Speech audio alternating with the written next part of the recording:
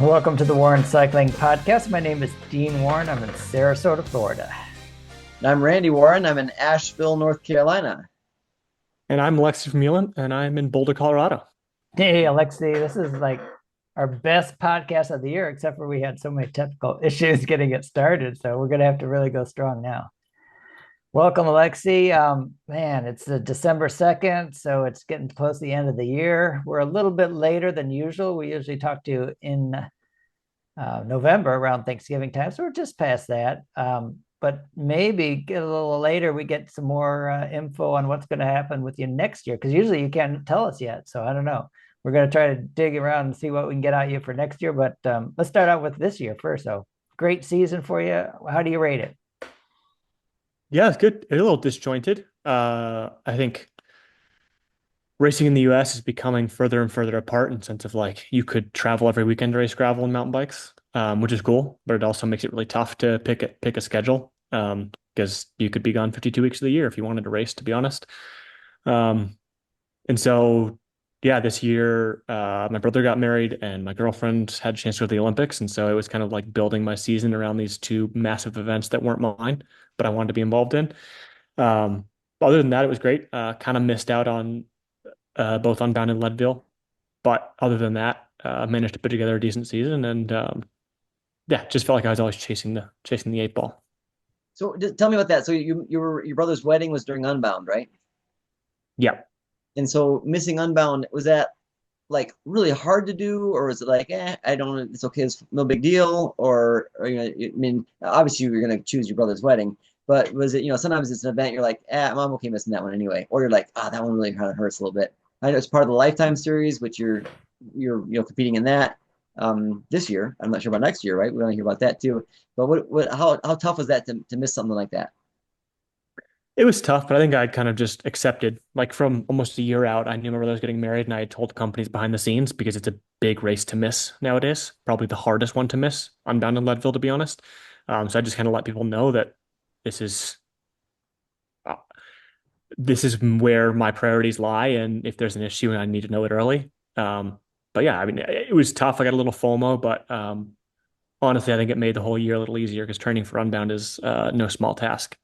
Yeah, yeah. I'm actually doing the Unbound again this next year, 25. I did it in 23, and yeah, you have to shift a lot of your orientation of your training just because of, it's such a long event. So it is a challenge for sure. And also too, does it maybe, I would hope that your sponsors and stuff would be like, that's great. We sponsor an athlete who really values a full life, having relationships with their family and friends, and they want to do other things besides just bike, because most people who are doing gravel, there aren't that many professional racers, right? Far fewer than there are, UCI World Tour pros and stuff like that.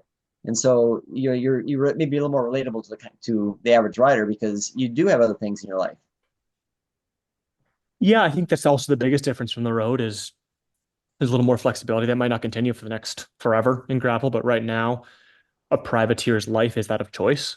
And I think I proved this year you can do it. It might be more stressful, but you can do it without doing the biggest races. But that just puts more pressure on the races that are a little bit smaller prizes. Big Sugar, Sea Otter, um, races that are still important in the series, but not those globally known events. But it definitely also adds pressure into the next year. Like I don't feel like I could miss another year of Unbound and still be relevant, or as relevant as I want to be in the space. Yeah. Well, your wins in Big Sugar, though, that maybe elevates that event just a little bit more, too. I mean, that event's always been, like you said, on the cusp of being one of the biggest races, right? So it's like not quite there, but getting the win there as it's, I think, on the rise up is probably, is really important for you, right? Oh, 100%. It's always just one of those things you can't bet on. I would argue the fittest I'd been all year at Schwalm and then got food poisoning and then the rad and flatted. And it doesn't really matter how hard you train or how fit you are, what the numbers say. At the end of the day, it has to go your way. So it very easily could have not won that race. And then, I mean, it is nice, but I think I would have looked at the season very differently. Because I feel like I was very mentally exhausted from honestly from July or August on, just because I think I underestimated how tall of a task it was to compartmentalize everything and um, just not have a consistent training base. Did you do Schwalmingen on a mountain bike or gravel bike? Mountain bike. It's a mountain bike race, Randy. No Yeah, question. I've done it many times. I Yeah. don't know, many times, 4 or 5 times maybe, but always on a mountain bike too. I never thought of doing a gravel bike, but as you're doing it though, you're always thinking this is hardly a mountain bike race, because it's not really very technical. Yeah, I mean it's on that cusp now. I mean, it can definitely be one on a gravel bike, I bet. Just lucky. Um, I mean, that's the funny part. I ran the same front tire at Schwalmingen as I did at Big Sugar. It's an easy trade-off. I just think on grass, that sprint is better on a mountain bike. You have more leverage, is my That's a thought. nasty sprint. You're coming up over a little hill down to that big bowl, and yeah, right. I mean, it's more positioning than anything else, right? Did you try and come up? If I remember right, it's been a couple of years I've done it too. You come over a little rise, and then you come into that big bowl, and it's downhill, and you sweep to the right. Is that how it finishes it off, right? They changed it 2 years ago. So it's pretty much a Oh, straight shot from maybe a kilometer out. I mean, you're oh on wow. you're on trails and then it opens up into a field with probably 350 meters to go. So it's a very, very long drawn out sprint now. Okay, that is much different. Yeah, before I could see like if you just jockey your position right, you almost win it, because a faster downhill sweeping finish, you're not going to do a lot of passing. But if it's a straight shot like that, then it's probably a lot more tactical. Yeah. And that's, I think, like it's some of those races, it becomes more tactical than it is even racing. It's what are your tactics and how you plan on taking the race on. Um, and I think that's like why I make a joke of it being a gravel race. It'll definitely be one on a gravel bike in the next 5 years, I bet, because gravel bikes are becoming so capable. They practically are hardtails. But I think you just need some luck, at least the way that I race. I think it's just still nice to have um, suspension, in my opinion, because it is faster per se. But I think, there's also guys like Keegan won on a full suspension bike this year. Like, there's also something to say that just taking a little bit of cushion off the bumpiness of that course is also super helpful, even, taking away the aerodynamic part. What are you thinking about? So I'm thinking about using maybe an invert fork next year.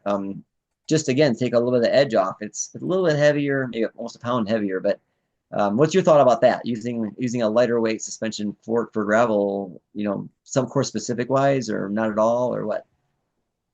Again, my belief or my thoughts, but I don't believe gravel forks are super helpful. There's definitely a time and place for them, but I would almost always implore people to look into bigger tires for the suspension than to look into a gravel fork. Like you said, the weight is way more of a penalty than it is on a tire. And I think we're just learning that tires have come really far away, and like a mountain bike tire rolling resistance is not that different from a gravel tire, and that can give you all the cushion and the volume that you could need, considering how small a lot of gravel forks are. Like I think Fox's is decent. I think it has, I want to say it has 40 millimeters, no, 60 millimeters of travel, but Awesome. it's still hard to justify. But Yeah, the yeah, I mean, inverse. it really depends on what you're trying to do. If you're bike packing, I'd run both. Um, if you're racing, there's definitely you really have to look at the weight. Even like you could take that to anything though. Like classified hubs, I think it's an amazing technology. There's a reason it's not around right now. It's a big weight penalty, Yeah. Yeah, the invert is 30 millimeters and 40 millimeters, depending upon about the lockout or not. which is How still big? a big difference. Yes, it is a big difference. Yeah, I mean it's right, 75% or yeah. So what kind of tire are you using? And again, are you generally using a certain size now, or again more course specific? But what are you generally running wide wise? Still course specific. I think my mind goes just to two extremes. I'm either running something pretty narrow for a course, like a 40 or a 42 or a 38, and usually a slick if I'm going to run that option, and just like a almost road specific thought process toward gravel, or I'm all the way to the other side and focus on using, a 2.2 or a 2.4 mountain bike tire, um, which is crazy, but it's just like, I don't think I'd ever, for me now, I run a lot more toward the 50 millimeter and up or the 40 millimeter and down. Um, but it's just also the way the courses shake out in the US. Unbound's probably our chunkiest course, but I just got to figure out where and how you ride the course once again. Um, and So what I'm out company you're there using, running. right? Everyone runs differently. Like I've used Kenda the last 5 years. And so for me, it's very specific about knowing those tires and what they have and how that works with, the internals on the NB rims that I'm running. versus someone running Maxxis tires and DT Swiss wheels could have a totally different experience. So you're running 2.2s in the for Unbound? I don't know yet. At Big Sugar, I ran a 2.2. I mean, I haven't done the North course since 2021, so it's just such a different beast. Um, at Big Sugar, I ran a 50 millimeter rear and a 2.2 front. Yeah. So So, one technical farm. I'm getting a little intel for myself too, so I appreciate it. Thanks. yeah, Thanks. no, I mean, it's just a question of flatting, obviously. I tend to think still mountain bike tires are better at being durable than gravel tires, but that's an opinion. I don't think it's grounded in science at all. Kenda would probably disagree, but that's what I get to tell them. I disagree. Yeah. Um, but yeah, I don't know. For me, it's trying to figure out where you're flatting and how. The Flint Hills tend to be just unlucky flats, right? Just random slices. Or as opposed to a lot of places, a lot of us ride, the volume is super helpful because it's big, like compression on the Right. rim. So theoretically, a mountain bike tire helps, but not as much out and unbound. Yeah, I What? sliced my front sidewall going through a water puddle, so you couldn't even see what I hit. So it's a lot of. I guess I shouldn't have went through the water puddle, but it was huge. It was almost across the whole road, so didn't much of Yeah. a choice. Yeah. Talking about Unbound, can you say that's going to be one of your bigger goals then for next year, if not the biggest goal? I mean, that's a big bucket list win, isn't it?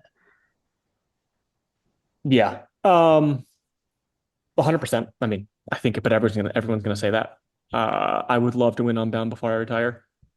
Also, that is the race is somewhat of the biggest degree of luck to a point. I would say there's of that race is the biggest depth. So there's the greatest amount of people who can win in the Grand Prix, which makes it most difficult. And then being 200 miles long, anything can happen. Like from nutrition and your stomach not having a good day to tire choice and just things going wrong or bad luck. Um, yeah, it's just a tough one. But yeah, I mean, I think I want to win the Grand Prix, and to win the Grand Prix, you got to win Unbound, in my opinion. And you turning 30 this year, does that play in your mind at all? Are you starting to think you're transitioning more maybe to thinking, okay, I've got this many years left. This is what I want to accomplish still. Or I mean, how is turning 30 affect you any at all or not? Oh, I want to say no, but I feel like everyone says the minute you turn 30, you feel it. So I'm not there yet, but maybe Good. I'll feel it in 2 weeks. Um, Not really. I think gravel extended my lifetime in cycling quite a bit. Just that, again, you can have a year like I had this year and create a lot of mental space between racing. And it kind of set the fire burning in my belly to go back and be super competitive this coming year. Um, but I think a lot of that's not age. It's just trying to find where I fit. I think there'll be a point where you just stop winning as much. And for me, I'm very competitive, and that will probably be the transitionary time. I don't think I'm going to pick it. I think it's just going to happen. You know, Gravel's in a weird space right now where everyone winning is around my age, if or not a little bit older. So the minute young kids start coming and beating us is probably when we all get kicked out. So tell us about Iceman just for a second, because a couple young kids from Canada, right? They kind of tore it up. What does that when you see that kind of stuff, you think, wow, I think one was like 20, one was like 24, something like that. The top two guys. It's nuts.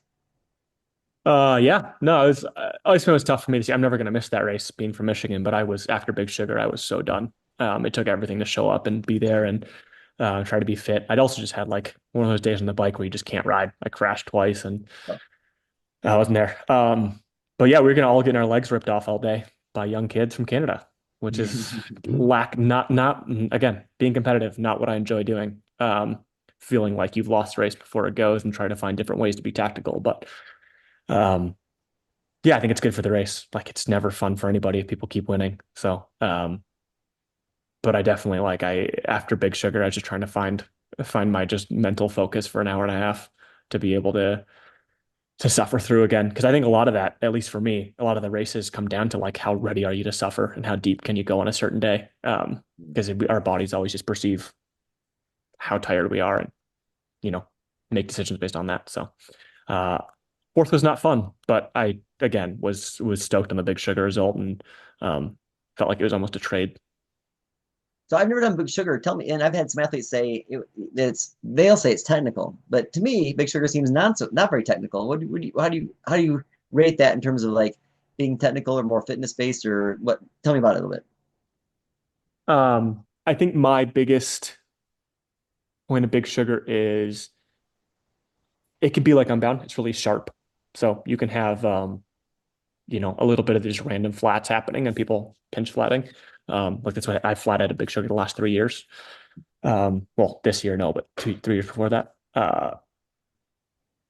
It's anyone who says it's not technical has never raced it like as fast as you can in a group. I'd say if riding it by yourself, it's not that technical. It's, punchy hills up and down, weird descents, a little bit of chunk, a little bit of sliding this way and that way, but it's not crazy. In the pro race, I think the reason that I would argue that it's technical, you can't see anything. It's dust everywhere. It's chaos. Avery had a good shot that he got from the collaborative crew of our race, but I mean, if you're not in the front 10, you can't see anything. You're just hoping that the guy in front of you knows where he's going. So I think it's technical in that sense where you are kind of blindly following. And there's, a point where it settles down, but the first 25 miles of that race are just chaos. So in that sense, it being technical and not being able to see or move or know where you're going, and of course, it has a lot of corners. Just gets busy. That's a good perspective because if you're even an amateur, it could almost be more technical or the same kind of thing if you're back just a little ways, but you're very competitive because you're getting the pros in front of you. I'm not sure if that one is a separate pro start, but you're getting a much bigger group of people that are doing it. But if you're a casual amateur, you can be like, oh yeah, no problem, because you can ride by yourself or in a small group and it's not a big deal at all. But right, if you're competitive and you're in a group that's competitive, it changes the race completely. Yeah, and I think it's always technicality is most often on a scale based on skills. It also can have anything to do with, the way the course is built or the way that, the terrain is at that given moment. If it rains at Big Sugar, I'd also argue that you're going to slide sideways. It's all shale out there. Yeah. So you mentioned Avery. I was watching some of your videos, Alexey and Avery. You guys are putting together some really nice videos out there of your races and other events, and even the police being called on you and that. So, um, yeah, you got to keep Police that being called. up. Yeah, keep that up. So, It's like you're kidnapping a dog or something, or what? No, it's been fun. I mean, Avery and I both growing up in Michigan. Yeah. Like, I think we just enjoy doing it. And there's a point this year where I think I'd slept in hotel rooms with him more than I had my girlfriend. So that had to change a little bit. But um, it's just fun to tell the behind the scenes story. And there's a lot of videos we filmed that haven't gotten out, but it's a blast. And how's Willie? Willie's doing good. He's Where is probably he? back there. Yeah, I wanted to see Willie. Oh, he's sleeping. down. Yeah, in the sun. Oh, Yeah. yeah. Right there. There you go. Yeah. Good. Yeah, he doesn't probably like the cold weather riding, does he? No, it's not too cold. We got some sun, so it was like Yeah. 45 degrees. We did a little hour and a bit ride, so no Yeah, complaints. my Garmin said my average was 45 and I'm here in Florida. I thought, what's up with that? I just rode too early in the morning, that's all. Probably. Yeah. Yeah. Oh, man. The sun helps here. Yeah, for sure. So congratulations on your season and your house. I mean, man, here you're a privateer, professional cyclist. You can buy a house. So that's In just Boulder. yeah, in Boulder. Yeah, that's super encouraging for anyone aspiring cyclist. I mean, you got to work really super hard and commit everything to it, but it's possible, right? Yeah. No, it's been fun, and I'd also admit that I give my parents a lot of credit. I've saved pretty much I haven't had a car since I was 17 years old. My grandmother gave me a car and I sold it when I moved to Europe. So be frugal and save all your money. And but yeah, there's also a part of it that like US racing's changed and you can make a living right now, which is awesome. So Where do you see it going? Do you see it getting better and better in terms of making a living for more people, or do you think that it's getting more diluted, or do you have any idea what how things are happening? I think it needs to get more diluted for sustainability, to be honest. But I also just think people have to be weighed against what they're making. If you're making 10 grand from a company, you should be able to prove a portion of that you're making for the company. At the end of the day, the company could put the same amount of money into Google Ads and just to quantify exactly what they're doing. So there has to be a feeling at races that even if you're not winning or if you are winning, you're impacting people. With athletes, that's never specific and quantifiable to an exact number. But I think overall, there has to be a middle line where everyone can have a conversation about what it takes to be an athlete and why you're being paid as much as you are. Awesome. All right, we're about done here with our time. Unfortunately, it's always great to catch up with you, though. Thanks so much for being on the podcast with us again, Alexey. Look forward to talking to you again. Yeah, thanks a lot, guys. All Thanks, right. Alexey. Thanks. Yeah, it's great to talk to Alexey again. We've talked to him several years. I don't know. I'd have to count back how many times we've talked to him, but 7. I'm betting 7 so far. I bet our 7th year. maybe. Something like that. Yeah, no, it's great. Maybe just because we're from Michigan, he's from Michigan. He keeps talking to us now. He's a great guy. It's great to see him have success.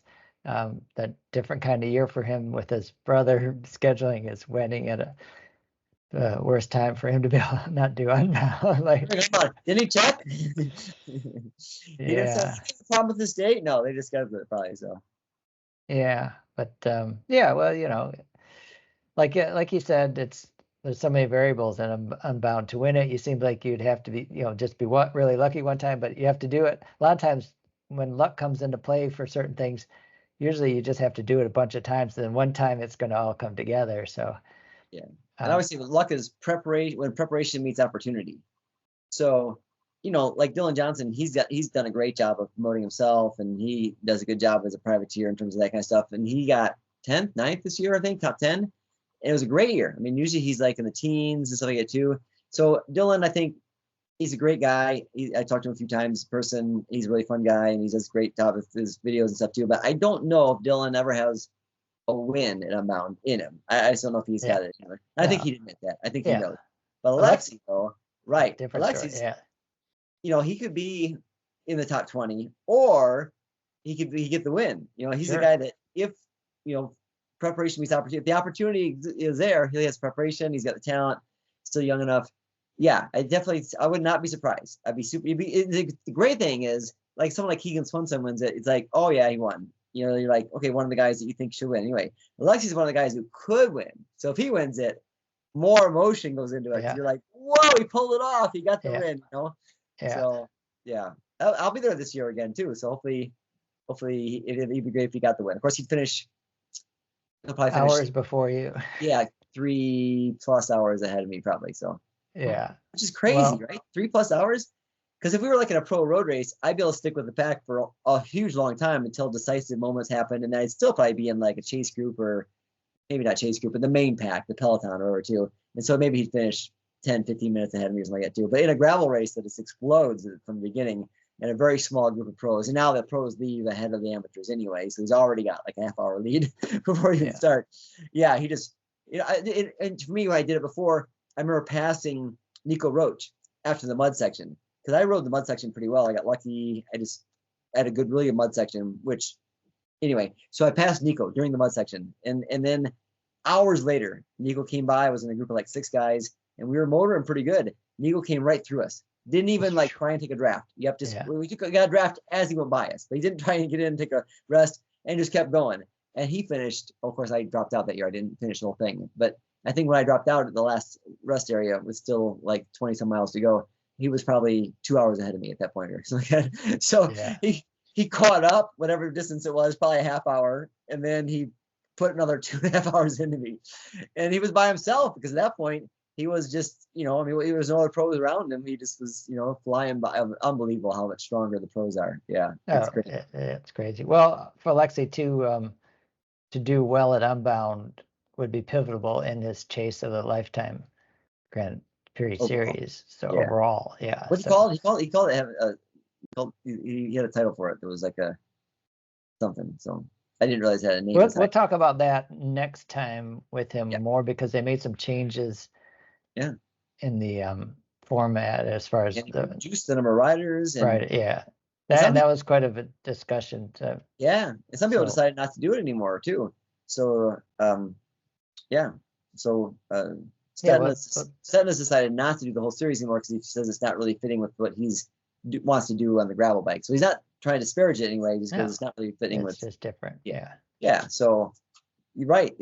People are, and that's good too, that there are enough things that are out there besides one series. So it's good to have a series, because it does unify some of the best people, and they have the prize money for the series and stuff too. So they do a really good job with making lifetime important. But there are enough single day events and different events too that are also important in and of themselves, that people can focus on those and still have a great year too. So it's great that the sport has gotten to that level. Right. Sure. All right. Well, I don't know. We never mentioned before, episode 374 of the Warren Cycling Podcast. We did say, I think, December 2nd. Yeah, I mean, not a lot going on besides cyclocross. Dublin World Cups just happened.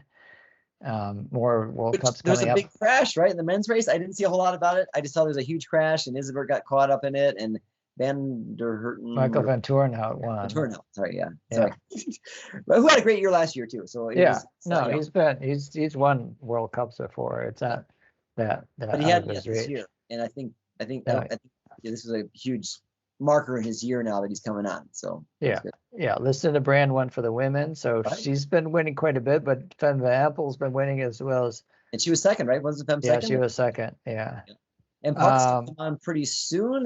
I know there was some debate when she was going to start racing. Seemed like maybe they're saying middle end in December, so we're not sure. Yeah, Alvarado's been racing really well too. But did you see in the women's junior race, Lydia Cusack, American one? Oh, really? Yeah. Wow. There's a couple of men's junior racers who have won some races too, and not World Cups, but there's some Americans over there who are doing remarkably well, right? And also, in the men's, we should say too, Felipe Orts, the Spaniard who did well in Spain in the race. Yes. Who almost won. Well, got third. And the Spanish race is a super fast dry course. Right. So that's why I wonder if this was a faster course. I don't even know. Yeah, we didn't research that so much. So I did look though recently too when I was doing a Facebook ad for my formative fitness drills. We should mention that too. I'm doing these formative efficiency drills. Go to warrencycling.com. There's a link on the homepage, first story underneath the opening statement, and then also you can go in underneath paid programs too. But those are starting now. You can do those with me on the Velocity platform. So warrencycling.com. On the homepage, there's a link in there for form and efficiency drills. But I was doing some advertising, and they said that Northern Ireland, I think it's Northern Ireland or just Ireland in general, is one of the richest economies in all of Europe. I didn't even realize that. So Northern Ireland's part of the UK. Rest of Ireland's separate. Yeah. So. Was it? I think it was in Northern Ireland. Which is interesting. Maybe it's in Ireland. But the point of that is that they can put some money and resources into things like cyclocross and things like that too. If your economy is strong, then companies are generally doing well. You get good sponsorship. You have a little bit better course, because there have been times when even World Cup courses have been marginal in terms of their preparation for a big event. So sometimes people are like, "This was a World Cup event, really?" Because you pay a lot of money to get that status, and you have to meet certain standards. But to go above and beyond to make it a really great event, you need some good local sponsorship too. And my guess is that the one in Ireland must have had it. Well, do I need to look it up, or do you know when the U.S. national championships are coming up? Because that must be pretty soon, right? Yeah, not this week, next week. Starting middle of next week. Middle of next week through next weekend. Middle of next week, so the big elite men and women will be on the weekend of the weekend. Yeah. So let's see. They'll be on the weekend of the 14th to 15th. 14th, 15th. Okay. So right in the middle. In Louisville. Yep. In Louisville. And I think they're using the course. I've been to not the old course by the river where we had the World Championships. They stopped using that course, even though it was a great course. It was just subject to flooding, unfortunately. But it was a great course. I liked it better, to be honest, than the course they're using now. The course they're using now is more elevation, so that's an advantage. But the only time I've been there for that course, it was super muddy. And because of the elevation, it made it really hard to ride that course.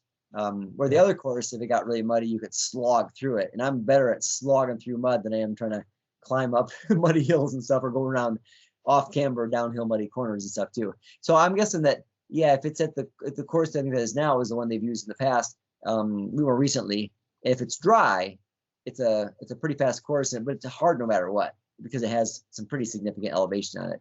But if it's wet, it is one slippery course. It's pretty tough. So I think it starts probably the 11th, I'm guessing. So maybe the 10th is the non-championship races. They usually have a couple races that are non-championship ones early on. So if you want to pre-ride the course, which probably the pros aren't there yet, but if you're a masters racer or an age group, junior racers like that, you may want to get there early and ride one of those early races just to get a couple of fast laps on the course.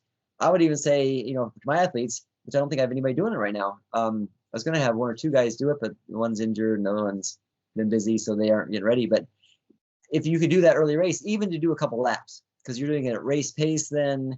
And if your race is the next day, your championship race, you probably don't want to do a whole race. But if it's 2 days later, yeah, definitely you could do a 45-minute race for the amateurs and get a chance to really preview the course and dial corners in and see how things are, and then do the race. So it takes more time. You have to take more time off and stuff too. But again, it's national championships. When we held national championships here in Nashville, and I was trying to push registration a little bit tighter to the race times, the national office was saying, hey, this is national championships. People are coming from all over the country to race national championships. They should give it a day or two beforehand to get your registration, get things dialed in, and give it the proper reverence that national championships deserve. So if you're going to do that, although it is Christmas time too, we got a lot of stuff going on, I'm sure. But I know families that go. So there's a local family here who has 2 kids that race, and then the mom races, and so they go for almost the whole week for sure. Just because the kids are racing, the mom's racing, she's national caliber, the kids are doing well, and so yeah, it's it could be a whole week for sure. You just had to plan it out, I guess, with your holiday preparations. All right. Well, that's that. Check off that national championship cyclocross coming up in the U.S. And then some of those riders, like, they're way over to Europe. So, because right now, not too many Americans racing in the cyclocross races, except for juniors. Yeah, except for juniors, the right? juniors. Yeah, I know, right? Yeah. I don't know if any elite people over there racing. I don't know if they are. I haven't seen any results of that. Yeah. No. So, but there'd be a couple that would be doing it, but right. Yeah. I did see there was a road race recently in Tucson. Did you see that? It's Well, called El Tour de Tucson. Yeah, El Tour to just more or less. Yeah, but Tyler Stites won for the men. I didn't know he got hit by a car in August training. Oh, I didn't know. His first race since then, yeah. And He then did 3 Chloe hours and Degger 3 minutes or won something for like the that, which is a new course record. It's 104 miles, 109 miles, like 2 that. miles. 102. Yeah. Yeah, and he did it in 3 hours 32. Yeah. like averaging 28, almost 29 miles an hour. And there used to be, I think they took them out now. There used to be washes, like river washes over the roads that you'd go through, and oftentimes they'd be wet. And so that used to be a real decisive point in the race that you have to go through the water. But I think I heard they took those out, so I don't know if they're in there anymore. And I saw an article by Bobby Julich, who was over there as a guest of the event or working with the event, and St. George was there too, and Christian was there, and Bob Roll was there. And I saw a picture with Bob Roll. Bob looked fit. I think it's a current picture, but he was no big beard or anything. He had a beard, but it was small beard, not a scraggly beard like he had last winter. Smaller beard, and he was in a Motorola kit, and he fit in a Motorola kit that maybe was his when he raced, and he actually looked fit. I'm like, wow, Bob's, it's great, because you hate to see people. And I also saw Greg LeMond, and Sean Kelly in an interview with Rob, who's the guy with the announcer is over in one of the big ones in Europe. He won announcer of the year. I'm embarrassed I can't remember his name, but anyway, Greg looks fit too. Of course he had cancer. Greg had cancer, and so he maybe lost some weight from that. But he's still a little overweight too. But he's much fitter, much less weight than he was a couple years ago too. So Greg, he was his normal affable self too in the interview. It's funny because Sean Kelly, he can be pretty talkative too. Like, if you're listening to the old GCN, nobody can be as talkative as Greg LeMond, though. No, Greg was, Sean could not get a word in edgewise, and they raced together, and they were kidding each other about races and stuff too. And it was funny how Sean basically just ceded the floor to Greg. You knew he couldn't get a word in edgewise until Greg took a nice long breath or something like that, and then he, because Greg kept even saying things to Sean that he could respond to him, but didn't give him a chance to respond to him. It's pretty funny, but it was great to see. It was fun to see him. Good deal. All right. Well, it's December. We've got later on more. We'll get heated up more with the cyclocross. Van Aert might not even race. I was talking to Taylor. I got to visit Taylor in Spain. It was great. We got to ride, and the bike shop that sponsors this team, actually the guy that owns the bike shop sponsors a team and is a super strong racer, and he had just ridden like the other day with Matteo van der Poel, who's down there. So he set me up with a nice bike, and we got in a good ride around from the shop. Oh, wow. Yeah. So that's pretty cool. But talking to Taylor, and he was saying I think he said that he didn't think maybe Wout van Aert might not even do cyclocross this week, but he's coming off that injury. I wouldn't. If he doesn't do cyclocross, that's fine. I heard that that he could ride no problem, but he's having trouble Oh, running. running. That's exactly, Yeah. that was it. That's what Taylor said. He was having trouble running. Yeah. Which makes sense that Yeah, you could sure. train still for next year and Yeah. prepare for a road season. But if you can't run, and of course, the level he's going to compete at, he's expect to win those races and be a competitor for the world championship and stuff too. But so if he can't perform at that level, it's like, why even bother, right? Because he's done it all before. So yeah. So but we'll focus in maybe a little bit more on that later on, and yeah, we're just gonna keep doing our training program. You're gonna do your spinning drills on the spinning drills and one-legged drills. I call them form and efficiency drills. Again, warrencycling.com. So I started this week. I started today, but you can come in anytime. The classes are all on demand online, or you can just join in on week 2, 3, whatever you want to. It's 2 weeks for free. You don't have to pay anything. You don't have to even give a credit card. 2 weeks for free. Then if you want to keep doing it, then you pay $50 a month. But it's basically comes down to like $5, $6, $7 a class. So it's more like a spin class than it is like a online subscription to Zwift, because you do it with me. I talk you through all the drills, and they're super important, super good. And form and efficiency has become more of a hot topic with the pro cyclists now too, in terms of getting efficiency, marginal gains, things like that. Sure. But I've always been doing these for 25, 30 years. Yeah, well, with our talent, we've had to squeeze everything out.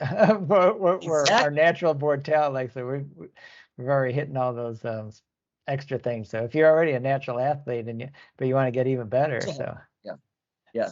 But very few of us are like Matteo Van der Poel and just can go out there and crush it even when you're injured. But yeah. So you're right though, yeah. So, and I'm going to start doing some e-racing too this month, or maybe for sure in January. Esports national championships are the first weekend of February. It's like February 2nd. So those are coming up as well. They're on the My Whoosh app, which I've not used yet. So I'm looking forward to using the My Whoosh app. That's the same one that the UCI used for the World Championships that was in Dubai, right, recently. So they're using that same app. You do have to do at least one race in the Echelon series, I think, in order to qualify for nationals. So you do have to do at least one of those races. And there's an Echelon series that starts this Saturday, which I don't think I'll be able to do it because Maddie's going to test in Taekwondo. But it starts this Saturday, and then there's some public rides and then some races and stuff too you can do as well. Sweet. All right. Well, congratulations on getting an Unbound next year for you. Yeah. Thanks. You've got one of my athletes I always do it with, though, Gaylord Adi, he didn't get in. So he's not doing it. Yeah. So I'll probably do it with some triple Xers. So. All right. Well, let's do our birthday list here, December 2nd, because number 2 on the list. Yeah. Someone that you work with quite a bit, a friend. Yeah. Although you guys don't speak the same language and communicate always exactly with. We talk about that, how we're really good friends, but we don't even speak the same language. Yeah. Because sometimes we kind of laugh about it. We're like, how are we such good friends if we don't even talk our same language? But we just get along really well. Yeah. I think we both love cycling, and we talk cycling. We love our families, and we love helping other people experience great things on the bike. That's one of the things that are really common for us. When we go on these trips, like to Italy, I'm still taking signups for Italy. I'll take them. I think we have to have our roster in by the end of the year, but I'm trying to get people to sign up by around December 10th or so, because that roster has to be in soon. But you can go to, again, warrencycling.com for that as well, and look for the Italian Sardinia cycling camp. It's a stage race camp. But we do that with Max, but we love having people have the best experience possible. Max Lely. Max Lely. Max Lely. Yep. But Max tells me all the time, it's very important to him to have people thoroughly enjoy this experience as much as possible. And me too. It's our same thought process. We both race and we both want to do well, but it's super important that our athletes that come along with us and our teammates come along with us also have the best experience possible. So Max, he's number 2 on the list. So Jan Ulrich is also today's birthday. He's number 1 on the list. And Jan, he won the Tour. So Max was his best finish ever. He was twice 3rd place in the Tour. He was best young rider though one year. He won stage of the Tour. He was national time trial champion for Italy. He won Tour. He won the U.S. Pro Championship. Won the U.S. Pro Championship, right? Overall, and he actually has the jersey. So you don't get to wear the jersey during the year because he wasn't U.S. national champion, but he has in his studio. You've seen it, right? You've seen this in the studio. He's in his bike shop there. He's got the U.S. Pro Stars and Stripes jersey that he won in course states in Philadelphia, framed in on his wall, backlights. Yeah. All right. Well, Eric Boyer's number 3. He's 61. So first American ever to do the Tour de France. This is not the Eric. This is Eric Boyer, not Jacques Boyer. This is 61? Eric Boyer, the Frenchman. Oh, I'm sorry. Eric. They're about the same age. Sorry, you're right. I 61. assumed. Sorry, I Yeah. assumed it was Jacques. I thought it was Eric Jacques Boyer. No. Yeah. Okay. Sorry. Yeah. Yep. Of course, he got in some issues too. So Jan got in some issues. Max has gotten some issues too. I'm not sure about Yeah. Eric. He's from the same age. He raced for Gone in the years that Le Mans was on the team. So it was even called, Zed Le Mans and then Gone Le Mans because Le Mans sponsored it with the bikes, I think. So, yeah, he was actually one of his chief lieutenants. Now I think about it, you're right. When Le Mans was winning for them in 1990, 89 and 90, right? It was an 89 and 90, both was for them. Yes. So yeah. So Well, ADR was 89.